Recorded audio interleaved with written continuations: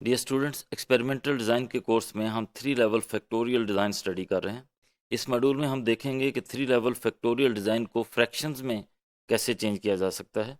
तो मॉड्यूल का टॉपिक होगा 3 level factorial design in fractions या 3 level fractional factorial experiment. Why we take fraction? Total number of trials in a 3 raised power k factorial design increase rapidly as the number of factors increase. हमने देखा कि 3 level factorial design में number of design points या factorial points जो हैं वो 3 की power में चेंज होते हैं और एक फैक्टर को इंक्रीज़ करने से 3 टाइम्स हमारे नंबर ऑफ़ फैक्टर्स इंक्रीज़ होते हैं। तो इसलिए सम टाइम हमारा जो एक्सपेरिमेंट है वो बहुत लार्ज हो जाता है, तो हमारी ख्वाहिश होती है कि हम इसको फ्रैक्शन के तौर पर रन कर सकें।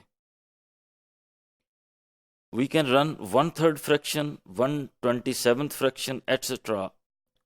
number of fractions of a 3 raised power k factorial design. क्योंकि हमारा डिज़ाइन 3 की पावर्स में है तो हम फ्रैक्शन भी इसी तरह ले सकते हैं कि 1/3 फ्रैक्शन ले सकते हैं या 1/9th फ्रैक्शन ले सकते हैं या 1/27th फ्रैक्शन ले सकते हैं, सो ऑन। और जो हमारे पास फ्रैक्शंस अवेलेबल होंगी उनमें से किसी भी फ्रैक्शन को हम चूज़ कर सकते हैं एज एन एक्सपेरिमेंट। फ्रैक्शंस लेने के लिए हम ब्लॉकिंग की तरह डिफाइनिंग कंट्रास्ट मेथड यूज़ कर सकते हैं। A defining contrast is the linear combination of set of effects. Defining contrast for a 3 level design may be written as L is equal to x1 plus alpha 2 x2 plus up to alpha k xk. This will produce 3 possible answers 0, 1 and 2 under modulus 3, whereas alpha I is equal to 1 or 2.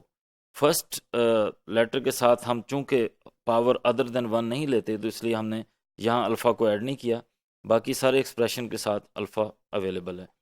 Higher order interactions are chosen as defining contrast to generate fractions. Any component of the chosen effect can be used as defining contrast.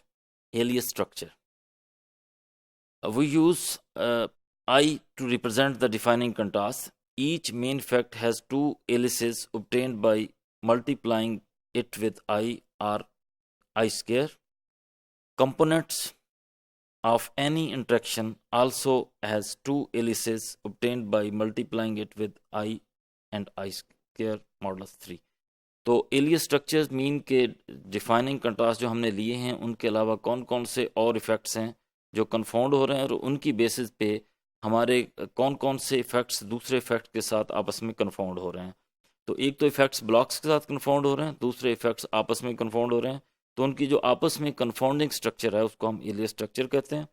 तो alias structure को study करने के लिए हमें एक दफ़ा defining contrast को आई के साथ और दूसरी तरह हर एक जो हमारा इफ़ेक्ट है उसको आई स्क्वायर के साथ मल्टीप्लाई करके चेक करना होता है और उसके बाद मॉडुलस 3 लेने के बाद हम देखते हैं कि कौन सा इफ़ेक्ट किसके साथ कन्फाउंड हो रहा है।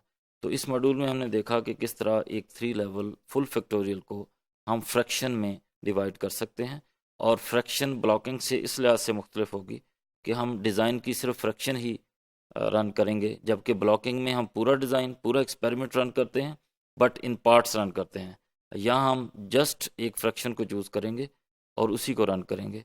तो इस तरीके से हम एक बड़े डिज़ाइन को एक छोटे डिज़ाइन के तौर पे रन करके अपनी रिक्वायर्ड इन्फॉर्मेशन हासिल कर सकते हैं।